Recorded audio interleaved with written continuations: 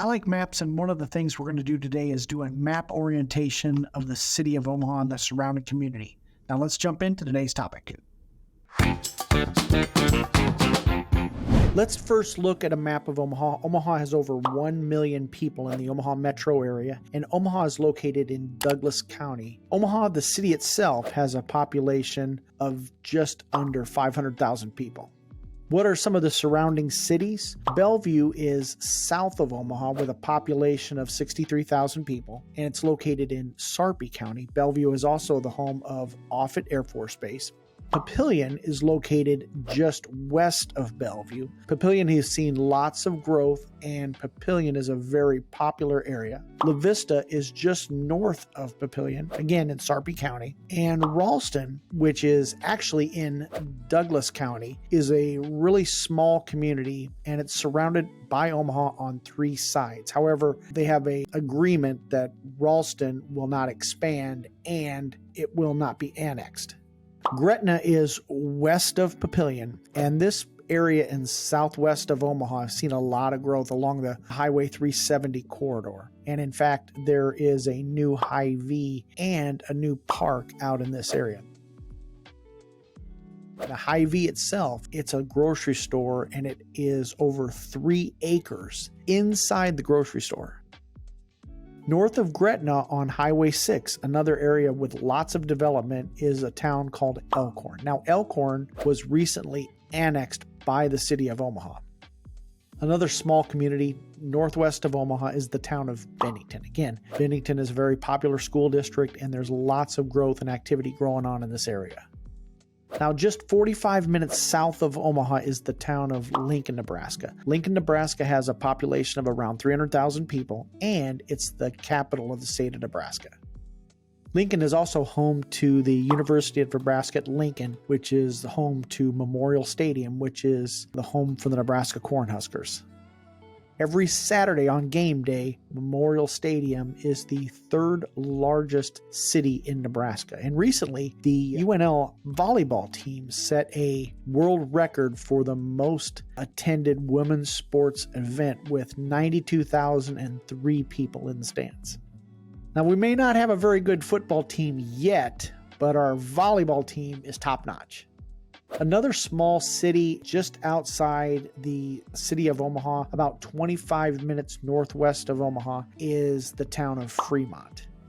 The border between Douglas County and Saunders County to the west is the Platte River. Now, back in 2019, this floodplain made national news when the Platte River flooded in that historic flooding.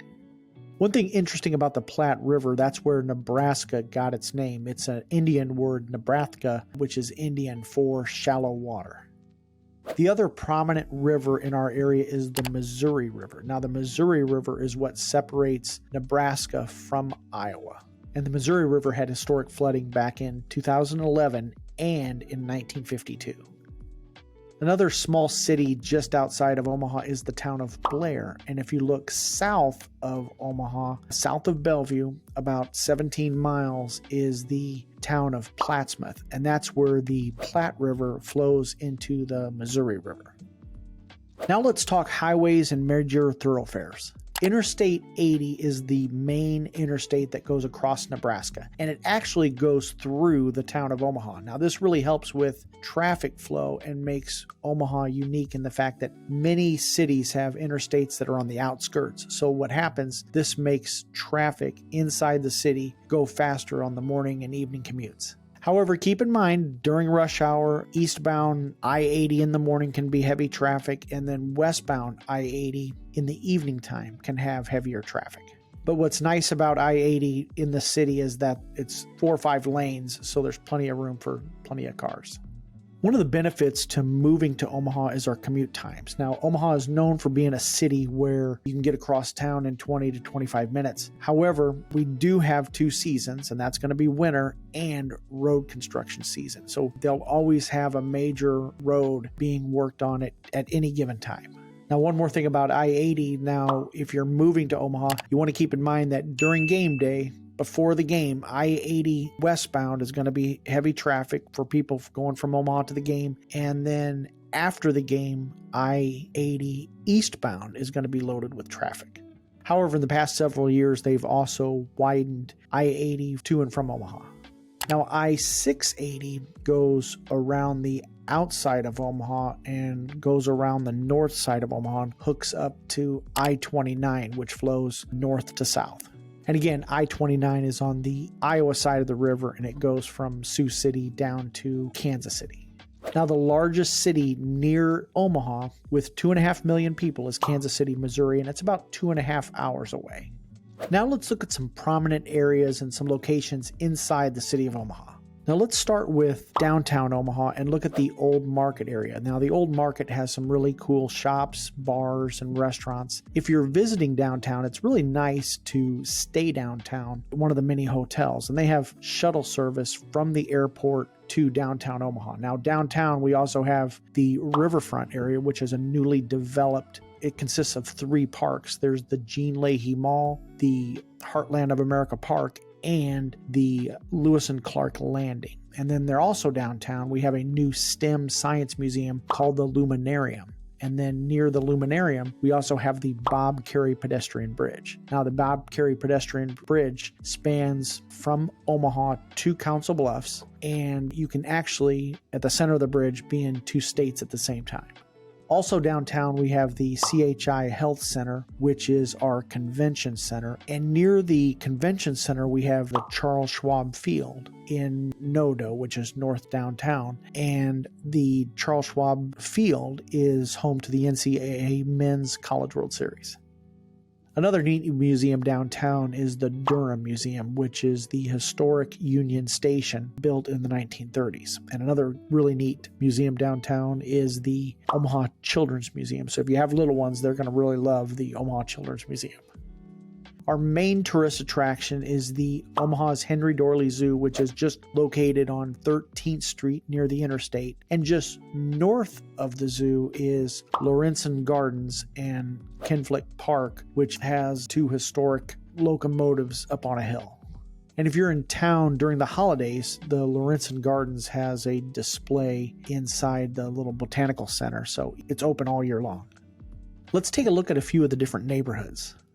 If you're on the northeast section of Omaha, we have the area known as Florence. Now, Florence has a really couple of neat spots to visit. There's the Mormon Trail Center, there's the historic Florence Bank, and the historic Florence Mill.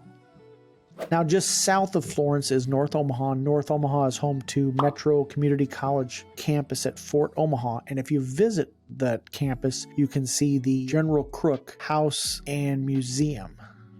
North Omaha is also home to the Great Plains Black History Museum on 24th Street. And back in the day, that building was the Jewel Building. And that was a historic ballroom and it was a hub for great jazz musicians back in the 1920s. Now, Creighton University is located just west of the Charles Schwab Field and is located near downtown, near the interstate. Just south of Creighton University is Joslyn Art Museum. Now, Joslyn is currently closed, and they plan on reopening in 2024 after an expansion.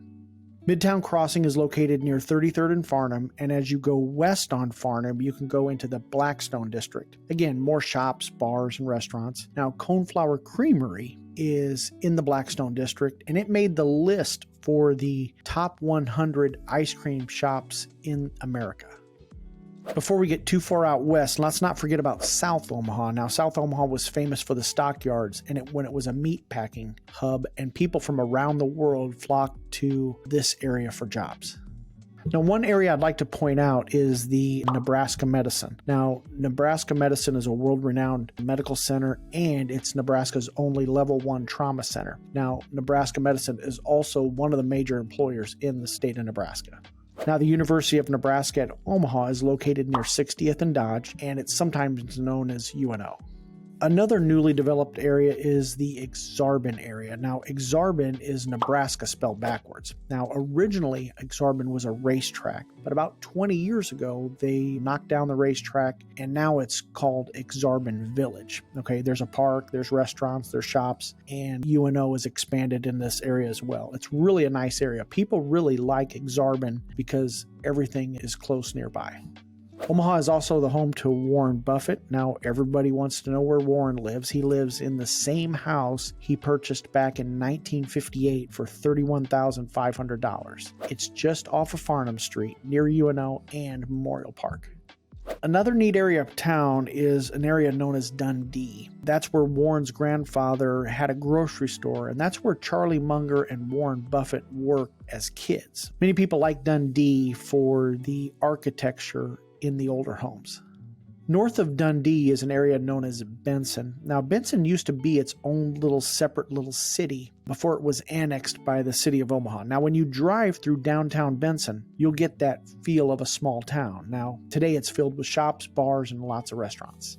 What about Costco? I'm a big fan of Costco, and everybody wants to know where the Costcos are located. We have one Costco located near 120th and Dodge, one near La Vista near the interstate, and there's one being built in Elkhorn. I also want to mention all of the dam site lakes that are in and around the Omaha area. Now, these lakes are a result of legislation passed by the state in order to control flooding near the Papio Creek Basin. You have Lake Cunningham, you have Standing Bear Lake, you have Lake Zorinsky, and just to name a few.